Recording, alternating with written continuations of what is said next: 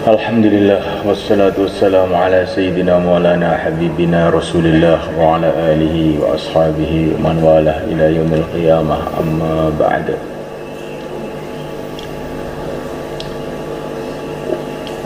Hadirin dimuliakan,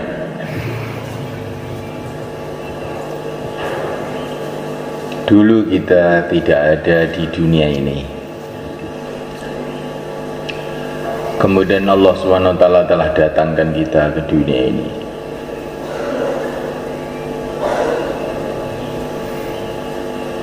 Dan ini tidak lama. Allah SWT akan pindahkan kita ke alam yang lain, yaitu di alam akhirat yang kekal abadi selama-lamanya. Maka janganlah dijadikan dunia ini sebagai ukuran kesuksesan, kegagalan, kesusahan, kegembiraan, karena dunia ini tidaklah lama. Hari berganti hari, bulan berganti bulan, tahun berganti tahun, tiba-tiba sudah hampir habis kehidupan dunia ini.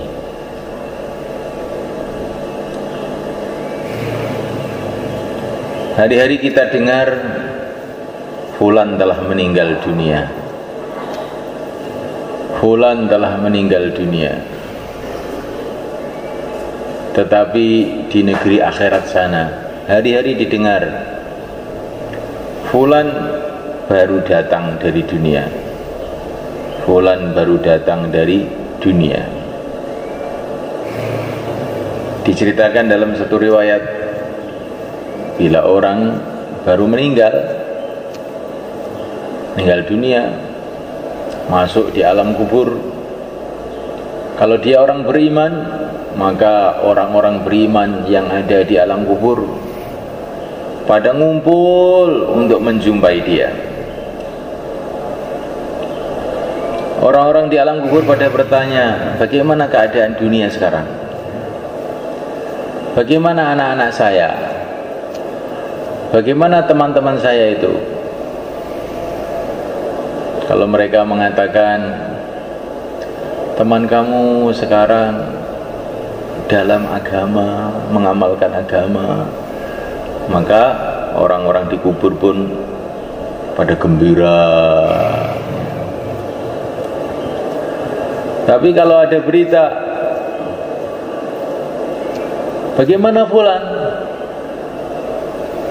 Oh, fulan itu kan sudah setahun yang lalu mati. Inna lillahi wa inna ilaihi raji'un. Mereka terkejut. Sudah mati kok tidak kesini? Berarti dia matinya tidak dalam iman, dia ditempatkan di tempat yang lain, tempatnya orang-orang kafir sana. Kalau dia mati dalam keadaan iman, mesti kesini ini tempat pertemuannya di sini ini, katanya mereka itu. Semoga Allah tetapkan kita dalam Islam, tetapkan kita dalam iman, hidup dalam iman, mati dalam iman, berkumpul orang-orang ahli iman di alam kubur, di padang mahsyar, sampai di surga Allah. Insyaallah malaikat. Itulah doa kita, itulah kesuksesan yang sebenar-benarnya. Kalau orang itu menganggap kesuksesan, kegagalan adalah dunia ini, maka dia ini akan keliru. Dunia ini baru satu langkah dari kehidupan manusia. Setelah itu masih ada bermiliar-miliar, bertriliun-triliun, nggak ada batas langkah-langkah kehidupan manusia ini. Oleh karena ta'ala, maka Allah utus para nabi, para rasul alaihi wassalatu wassalam. Tidak ada nabi diutus untuk urusan-urusan bagaimana membuat jembatan, bagaimana memperbaiki pertanian, bagaimana memperbaiki rumah. Tapi nabi-nabi semua diutus adalah untuk memperbaiki manusia. Kalau nabi kita dan jin juga, karena jin ini juga seperti manusia, akan ke akhirat yang selama-lamanya. Bismillahirrahmanirrahim. Allah Ta'ala, para nabi, para rasul semua dikirim untuk memperbaiki manusia, karena inilah makhluk yang akan kekal. Kalau rumah diperbaiki, bagaimanapun baiknya ya ditinggal. Tapi kalau manusia ini, kalau baik dia akan beruntung selama-lamanya, kalau jelek dia akan rugi selama-lamanya. Ini yang pertama. Yang kedua, manusia ini kalau dia baik, nanti kehidupannya akan diperbaiki oleh Allah. Maka para nabi itu pikirannya itu memperbaiki orangnya aja yang dipikirkan. Kalau orangnya baik, nanti yang lain-lain itu oleh Allah akan ditata. Jadi kalau orangnya ini buruk, walaupun rumahnya baik, ya, jadinya kayak itu rumah sakit, ya. Bangunannya baik, orangnya sakit semua. Makanya Pak Ngainul tidak mau bikin rumah sakit, ditulisi rumah sehat di situ. Di timur itu loh, Nurul Syifa itu kan rumah sehat alami. Rumahnya baik, orangnya pada penyakitan semua, nggak ada gunanya. Nah, malaikat Allah Ta'ala, kalau ada anjing terus kamu kasih kalung dari emas, kamu kasih pakaian mahal, apa dia terus menjadi kambing malaikat? Apa tetap anjing? Tetap anjing saja. Begitu juga manusia itu, kalau dia itu jahat, walaupun pakaiannya baik, rumahnya baik, ya tetap jahat aja. Namanya anjing, dikalungi emas, bukan terus jadi manusia, ya tetap anjing saja. Tapi semulaikan, kalau dia itu memang manusia waras, nanti sudah otomatis sudah berpakaian sendiri, nggak akan dia itu telanjang seperti kera, tidak. Maka yang penting itu bagaimana manusia itu jadi manusia, jadi hamba Allah SWT, jadi baik. Maka kalau manusia ini jadi baik, nanti kehidupannya semua akan jadi baik. Kalau kehidupan baik tapi manusianya tidak baik, nanti jadi seperti orang beli sepatu sebenarnya kan. Sepatunya itu mahal, harganya 10 juta, sepatu paling mahal. Belum ada di Indonesia ini sepatu 10 juta itu. Tapi dipakai itu nggak pas, kesesekan, atau lodo kebesaran. Akhirnya dipakai itu mengingis saja, mengingis saja. Orangnya itu meringis. Karena apa? Karena jalan itu sakit, karena sepatunya nggak pas. Begitulah orang dunia sebenarnya kan.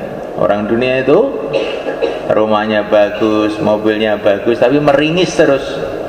Hatinya nggak bisa tenang, nggak bisa tentram.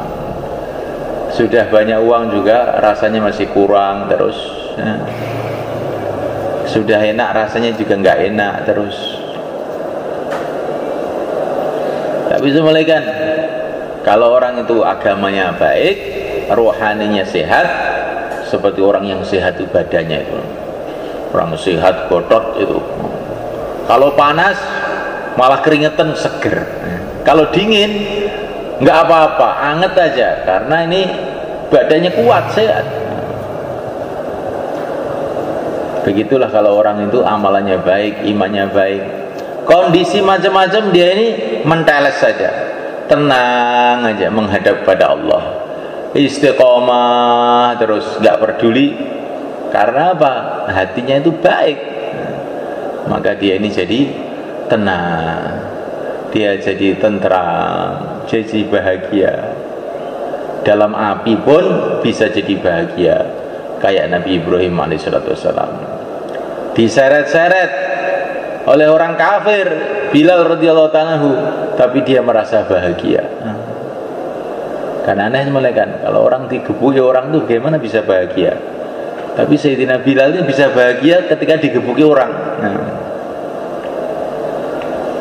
Karena dia digebuki untuk kekasihnya, untuk Allah subhanahu wa ta'ala. Semoga Allah selamatkan kita dari fitnah-fitnah semuanya kan, ya. Nah, mulaikan Allah subhanahu wa ta'ala, maka supaya iman kita ini lurus, ya, amalan kita lurus, kita buat suasana, yaitu suasana perjuangan yang mulia Nabi Agung sallallahu alaihi wasallam. Ini akhir zaman ini semuanya kan, fitnah itu tambah besar, tambah besar, tambah besar, tambah besar. Ujian tambah berat, tambah berat, tambah berat. La ya'ti zaman illa ma ba'dahu syarrun minhu. Zaman tambah hari tambah berat, tambah berat. Nabi mengatakan akan datang fitnah kayak malam yang gelap gulita, sehingga banyak orang yang pagi masih beriman, sore sudah jadi kafir. Naudzubillah. Sore masih beriman, pagi sudah menjadi kafir. Mereka menjual agamanya dengan dunia. Semoga Allah selamatkan kita. Lah fitnah ini semuanya kan, awalnya fitnah, awalnya musibah, musibah yang terbesar, musibah yang terbesar yang datang kepada umat ini dua perkara. Yang pertama kali adalah wafatnya yang mulia Nabi Agung Muhammad SAW. Ini musibah yang terbesar bagi umat ini. Gak ada yang lebih besar daripada itu. Nabi mengatakan tidak ada musibah melebihi perpisahan umatku dengan aku.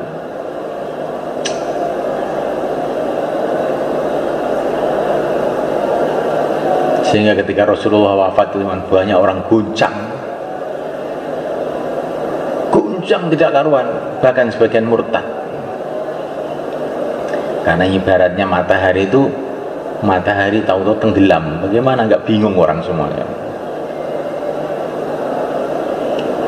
Kemudian yang kedua semuanya kan, musibah yang terbesar yang terjadi kepada umat ini adalah hilangnya masyarakat sahabat. Dulu itu ada masyarakat sahabat yang pusatnya di Madinah. Itu ibaratnya dunia ini panas terik nggak karuan gitu. Ada yubnya, ada tempat berteduhnya. Itulah namanya masyarakat sahabat. Orang yang kekeringan, kepanasan, kesakitan apa, masuk itu pak selas, terus seger lagi. Lah masyarakat sahabat itu telah hilang. Ketika masyarakat sahabat itu masih ada semuanya kan, umat Islam ini imannya itu kekuatannya kayak gunung-gunung, nggak bisa digoyahkan siapa aja. Tapi setelah ini masyarakat sahabat ini nggak ada, gunjang ganjing ala perahu kita, gunjang ganjing kurang momotan. Nah mulaikan Allah Ta'ala, kata para ulama, nah sekarang harus kita itu terus bagaimana untuk supaya musibah yang dua musibah besar ini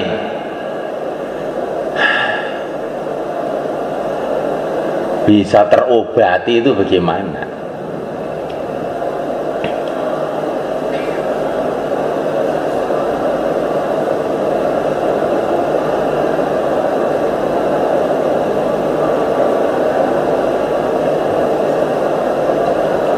Memuliakan Allah SWT.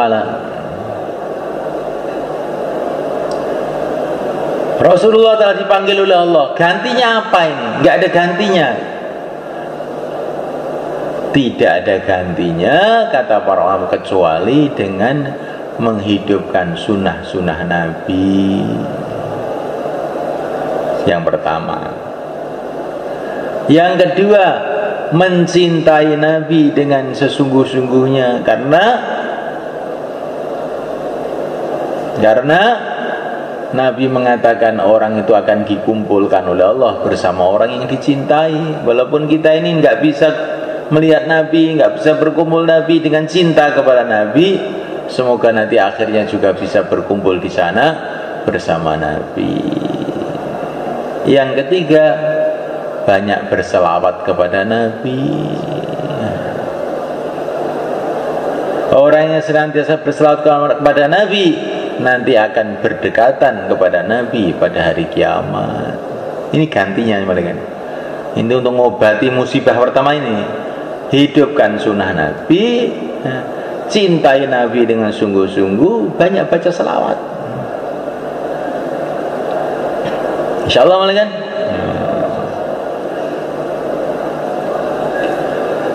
Kemudian musibah yang kedua, hilangnya tempat berteduh yang namanya masyarakat sahabat. Nah, ini bagaimana? Ngobatinya ini bagaimana? Ngobatinya kita bikin perkumpulan fikir agama. Di masjid-masjid kita bikin 5 amal masjid sebagai gantinya masyarakat sahabat. Nah, kita kumpulkan umat Islam untuk fikir agama sama-sama. Di mahalah-mahalah kita, di masjid-masjid kita. Kita bikin majelis taklim. Kita bikin majelis-majelis zikir. Bagaimana saya supaya bisa selamat ya Rasulullah? Hadirlah dalam majelis-majelis zikir, kata Rasulullah. Dan setiap kamu menyendiri, gerakkan lisan kamu untuk berzikrullah. Jadi kita ini harus punya itu teman-teman di masjid, untuk duduk sama-sama mikir agama, buat taklim, zikir sama-sama. Ini sebagai gantinya masyarakat sahabat. Kalau kita menyendiri saja, man syadda syadda finnar, orang yang menyendiri itu aja diterkam sama setan nanti. Orang itu kalau menyendiri nggak punya teman-teman untuk amal agama, akhirnya diterkam sama Yusuf. Nah, insyaallah, malaikat.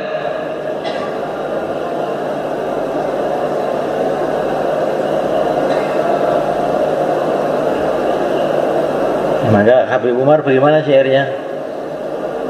Berkumpul orang-orang soleh adalah nikmat dunia di surga. Gimana itu? Musahabatur rijali dzabil wafai, na'imu khuldi fi daril fana'i. Berkumpul dengan orang-orang yang senantiasa berpegang teguh dengan agama, itu adalah nikmat surga yang ada di dunia, katanya. Karena nanti kalau di surga itu ya kamu mau kumpul siapa? Kumpul orang-orang iman dah. Lah kalau kamu di dunia kumpul orang-orang iman, orang-orang soleh, itu nikmat surga yang sudah di dunia.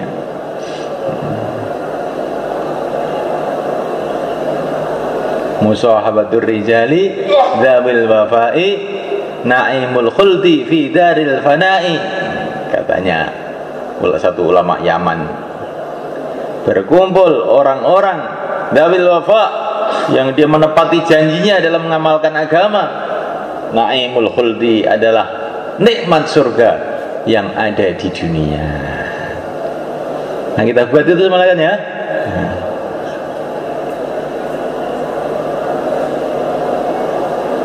Loh, nikmat surga itu kan bukan itu saja, Pak. Nah, di surga juga makan. Berarti kalau makan di dunia sama juga nikmat surga. Oh, lain.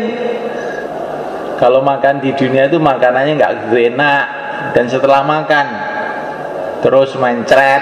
Nah, tapi kalau kumpul orang soleh itu orangnya ya itu juga nanti. Di surga itu orangnya ya itu juga, tapi wajahnya sudah ganteng, yang hitam-hitam sudah jadi putih. Yang sakit-sakitan diabetes, mumet, rambutnya sudah putih itu hitam lagi. Ganteng-ganteng lagi udah. Baru melihat saya itu sudah enak. Kalau di dunia ya mungkin dilihat tuh nggak begitu enak karena penyakitan, ngantuk. Di surga itu tidak ada orang tidur. Di surga itu malah karena nggak ada orang capek, seger terus. Enak ya, enak kan. Tidak ada orang ngantuk, tidak ada orang tidur, seger semua. Kekal abadi berjuta-juta tahun. Semoga termasuk kita.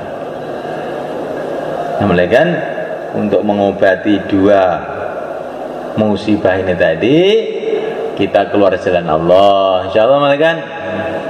Dan keluar jalan Allah kita menghidupkan sunnah-sunnah Nabi, mencintai Nabi, berselawat kepada Nabi, tambah dekat kepada Nabi, dan kita akan membentuk tempat-tempat teduh. Masyarakat yang niru-niru sahabat di masjid-masjid, di musola-musola, di langgar-langgar. Bagaimana kalau begitu? Insyaallah kan? Biar musibahnya umat ini tidak kebablasan. Ini kalau dua perkara ini nggak ada semuanya kan, umat ini tambah. Ibaratnya orang pada sakit nggak ada rumah sakitnya. Ibaratnya orang pada sakit nggak ada obatnya. Terus bagaimana? Tambah parah aja tambah sehari. Tapi kalau ini dibuat, ibaratnya orang sakit itu ada dokternya, ada rumah sakitnya, ada obatnya. Ya mungkin tidak sembuh tapi mereda, berkurang. Mungkin juga 1-2 ada yang mati juga. Masukkan ke rumah sakit malah ada yang mati juga. Keluar malah beling ya bisa saja. Tapi itu tidak banyak. Biasanya pokoknya orang itu ke rumah sakit itu ya mesti ada manfaatnya. Biasanya begitu. Itu sudah sunnatullah, tertib Allah begitu. Insyaallah malaikat. Inilah untuk mengobati musibahnya umat ini malaikat. Maka semalaikat yang hari ini mau 4 bulan, 40 hari, tambah masa, sisa masa, silakan berdiri ke belakang. Qabalallah. Termasuk yang mau setahun, nanti, iya lah, mau las, dikerasan, nanti setahun, silakan. Yang mau setahun, yang mau 4 bulan, 40 hari, tambah masa, sisa masa. Sekarang 3, 3, 4 diulang tadi. Yang masih ingat diulang, monggo.